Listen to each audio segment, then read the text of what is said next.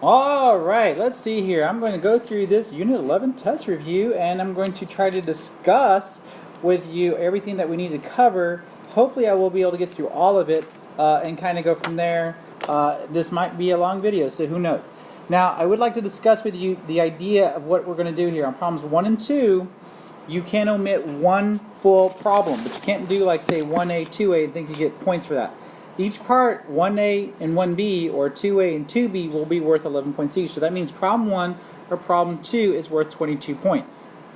On 3 through 11, I'll allow y'all to omit 2 problems. Each of those problems is going to be worth 6 points each, because there should be, because you'll be able to do 7 out of the 9 problems.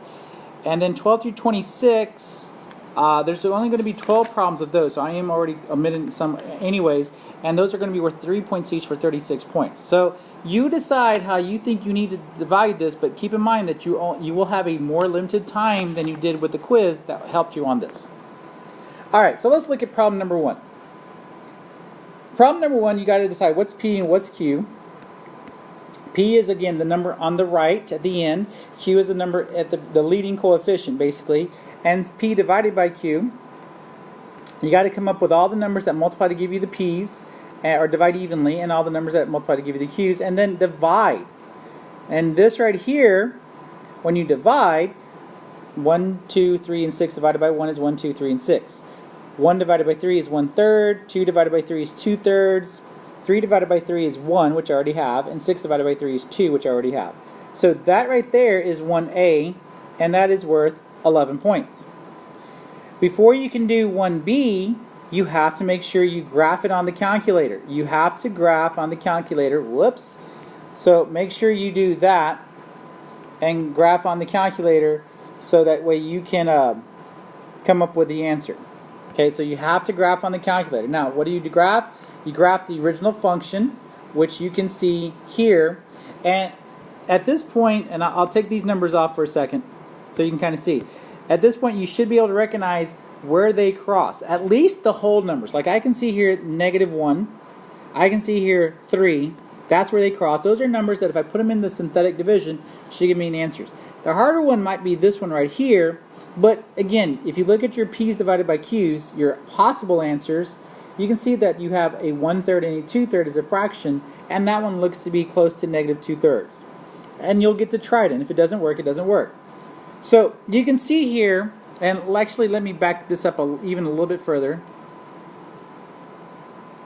You can see here that I'm going to set up synthetic division. It doesn't matter what order I set these up with. Dang nab, I have got stubby fingers today.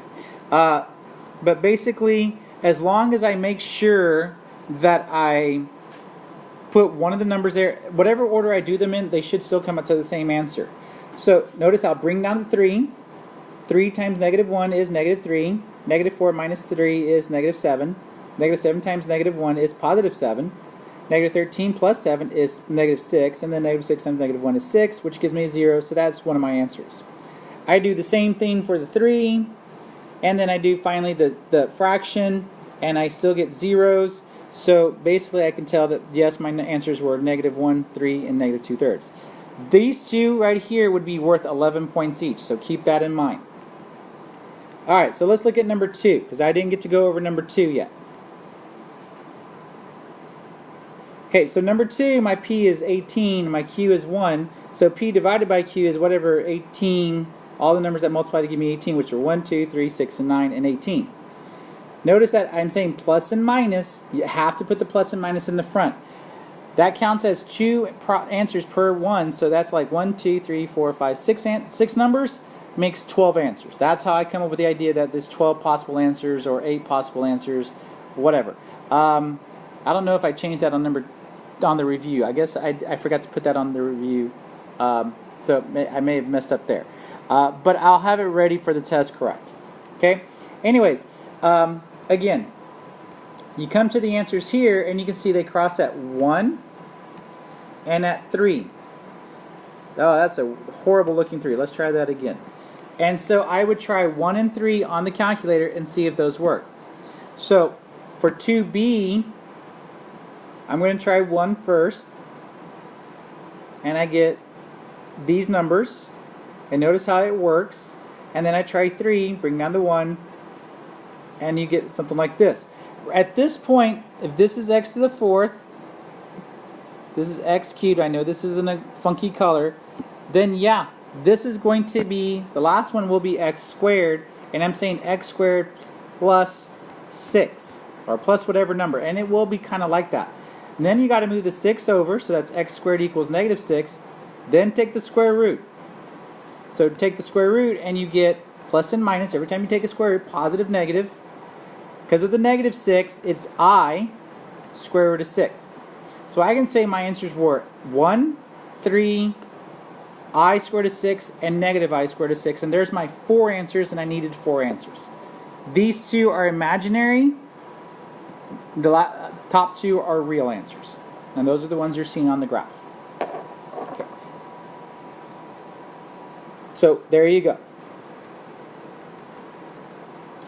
You know, it's been a while since I put up a magic word. So your magic word or your secret word for this one will be Skywalker. That's what I'll go with, Skywalker. So you have to write on the test Skywalker to get, say, some extra little bonus points, just to show that you're watching this video and that you were listening. It makes me feel better. Anyways, okay, so how do I do this one? You break it up. It honestly doesn't matter what numbers you use to break it up as long as they actually divide into it. So like if you say 54 is 2 and 27, that's great. Here we said 3 and 18, and then I broke up 18, that was 2 and 9, 9 is 3 and 3. So I have a pair of 3s that go on the outside. I have a leftover 2 and 3, which is 6. And then for the letters, keep them in groups. This one wants to be, since it's square roots, wants pairs. I have one group of A's with an A left over, and then on the B's, I have 3 groups with 1 left over. Notice that the leftover goes back in this radical. The groups are shown on the outside. The exponent that you have here is the telling you how many were in that group, so that there was 1 group of A's and 3 groups of B's. Continuing that, looking at number 4, number 4 is different in that it's a cube root, so that means we want them in groups of 3s. So if you break this up, I can circle this group of 3s right here. They would go outside to join the 4, and 4 times 3 is 12. I have a 3 left over, that's this one right here, and that would go back under the radical. Then I'm going to write out 10 x's, but I'm going to put them in groups of 3s. And so I can see here I've got 3 groups of those, that's that, and I have 1 left over. And don't forget to put the little what radical or what was the index. So if the index was 3, I put it there again. Okay? Anyways, there's that one. Number 5 is fairly easy. Make sure you simplify. So don't forget to simplify. Excuse me. Notice that as the pair, I broke up 12 to be 2 and 6 and 2 and 3. I had a pair of 2's, so I said 2 times 5 is 10. Break up 27. I have a pair of 3's. I can go outside to join the 2. 2 times 3 is 6. Square root of 3. Since these are all square root of 3, I can combine them all together. But don't forget there is a 1 in front of the first one. Okay, so 1 plus 10 is 11, and 11 minus 6 is 5 square root of 3. This is not that hard, sir. That's my point. Most of you who thought this was super hard, shame on y'all. Alright, let's look at number 6. Okay, I know some of y'all just want to say 5 times 4 is 20, and 14 times 28 is like 392, and say that's your answer. That's nice. But no! What I want to see is 4 times 5, okay. And then break up the 14 and 28. Deal with smaller numbers. 14 and 28 is 2 and 7. 28 is 2 and 14, and then 14 is 2 and 7. So if I look here, I've got a pair of 2's and a pair of 7's. I'm putting this all together. Those pairs go on the outside. Then I have a leftover 2 that stayed inside. And then I can multiply whatever is left over inside, or whatever is on the outside. 4 times 5 times 2 times 7 is 280. There's nothing left over but the 2, so that's just square root of 2. And there you go. That's your answer. See? Easy peasy, sir. I can get this. I tried. Anyways, number 7. Okay, this is the one where you can do box method or distribution method, and I'll try to show both.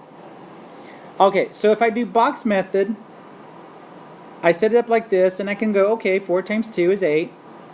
4 times square root of 5 is just -4 square root of 5. There is no way, you cannot multiply those because one's outside, one's inside the square root. 2 square root of 18 would be 2 square root of 18. Now, since the 5 and the 18 are both under the square root, I can multiply those two and get square root of 90. Put everything together. Ba-bong. And then what you got there is that you got, oh, okay, I've got this. If you stop there, guys, you got 4 points out of the 6. You got most of the credit. If you can simplify it, then great. Simplify it. Impress me. 3 times 2 here is 6. 90 is 9 and 10. 3 and 3, 2 and 5. Ah, what did I do? And go from there. Ooh, let's go back up a bit. There we go. Okay, so you can see here that pair of 3's get 3 square root of 10. If you did distribution method would have you split up, the first one and rewrite the second one. So that you would go 2 times 4 is 8. 2 times square root of 18 is 18. -5 times square root of 4 is -4 square root of 5. Notice how the 4 is in front. And then 5 times the square root of 18 is square root of 90. And again, same thing. If you left it like that, that's 4 points out of that. If not, if you can simplify, then simplify. And then you get what you've got right there, and that should give you those answers that you would want to help you with that. Anyways, hopefully that answers those questions, and you can see how I did both methods. Choose whichever method you like best. Don't have to do, you don't have to do both. That would just be wasting time anyway. Alright, let's look at number 8. Number 8's easy. Okay, on number 8, when you have just a square root on the bottom, you multiply both top and bottom by that square root. That, when you multiply two numbers that are basically two square roots that are the same, all it does is get rid of the square root. But if they're different, then multiply them. So like 11 times 7 is square root of 77. The 7 times 7, square root of 7 times square root of 7, is just 7. Because they're both the same. Whoops, that's not the thing I meant to do. These are both the same right here, so I can say that the square roots will just cancel out. Number 9, that's a little different. That's the one where you have to multiply by the opposite. Because if I have a plus, I need to multiply by a minus. If I had a minus, I'd multiply by a plus. Now, the top part is easy. It's just multiply. 7 times 8 is 56. 7 times square root of 3 is minus 7 square root of 3. The bottom part, 8 times 8 is 64. Square root of 3 times square root of 3 is just 3. Remember, square root times the square root, if they're the same number, gets rid of the square root. It will always have a minus in between. So keep that in mind. There will always be a minus right there in between. So you're always going to end up subtracting these two numbers. 64 minus 3 gives you 61, and there's your final answer for that one. Okay. I would say, are there any questions? But obviously nobody can ask me questions over the video, so there you go. Oops. Alright, number 10. Hey, we're getting there! Yay! Number 10 is supposedly a slightly harder version of the adding and subtracting ones. Depending on how you go about solving them, it's the same principle. Simplify them. I don't care what numbers you use, they'll come out to the same thing as long as you're, say, breaking them up correctly. Notice here that I've got a pair of 2's, two pairs of 2's. So I've got 2 times 2, which is 4, and then 4 times 9 is 36. With a 2 left over, so it's 36 square root of 2. The next one is, I said 3 and 4, 2 and 2. I've got a pair of 2's. So that goes on the outside. 2 times 5 is 10. With a leftover 3, so it's square root of 3. Cannot combine those two because they are different. It's the third one that we'll be able to combine with one of those two. 48 is 6 and 8, 2 and 3, 4 and 2, 2 and 2. I got a pair of 2's and another pair of 2's. 2 times 2 is 4. 4 times 3 is minus 12 with a 3 left over. So I can combine these last two and say that my answer is 36 square root of 2 minus 2 square root of 3. Okay. Any questions on that? Oh, wait, you can't ask questions. Never mind. I forgot. Alright, so that's that. Fairly simple. Shouldn't be that hard. Again, folks, if this is going too fast, always rewind me and just play. I mean, I'm just trying to make sure that I don't last like an hour trying to explain this. So there you go. Okay, number 11, I'm setting up to be done by box method, but I'll also show you distribution method. 5 times 5 is 25. 5 squared root of 2 is 5 squared root of 2. Same thing here. And a lot of y'all keep telling me square root of 2 is square root of 4. But keep in mind that you could have easily just as easily said right here that square root of 2 times square root of 2, when they're the same number, it leaves you just the number without the square root. That way you'll know these two combine and these two combine. So you wouldn't have to go through something like this and then suddenly think that, oh, 10 square root of 2 plus square root of 4 is 10 square root of 6. You could more easily realize that's just a 2, and I could have said 25 plus 2 is 27. So kind of keep that in mind. Same thing on the multiplying by distributive property. Here's the distributive property going through, and you can kind of see I'm doing the same thing, just a different order, multiplying. But again, when I do square root of 2 times square root of 2, instead of saying square root of 4, I could have just said 2, because square root, these are the same, so I can just say that's 2. The square root gets eliminated. That way I can easily see 25 plus 2 is 27, and 5 plus 5 is 10 square root of 2. And there you go. Fairly simple. Okay, so I'm running a little bit short on time, or I'm not running a little bit short on time, I just don't want to go too long. So, on the next part, keep in mind, all you're doing is rewriting them. So, and if you're not sure, make sure you ask. But the denominator, again, goes on the outside, and the numerator becomes the exponent for the base. So notice how I did that, and it doesn't matter. Now, if it is like no number on the, if there is no number here on the radical, that's always a 2. If there is no number on the exponent for the number, that's always a 1. So that's how I get the 1/2 and the 1/4. This index, again, is always the denominator. The exponent is always the numerator. The second section, you can pop them into the calculator and type them in. Just make sure you're careful how you type them in. But that's all it is. You need to use the calculator. There's not really much I can show you with that. Just make sure you can type it in. Most of y'all thought that was fairly easy. And the last ones, you just got to remember certain rules. You're simplifying. You're not going to come up with an answer. But remember, if you multiply, you add the exponents. When you have parentheses, you multiply the exponents. When you divide, you subtract the exponents. You can type them into the calculator, and if you type them into the calculator, you would just end up straight at the answer. The answer that you get would be the radical, so keep that in mind.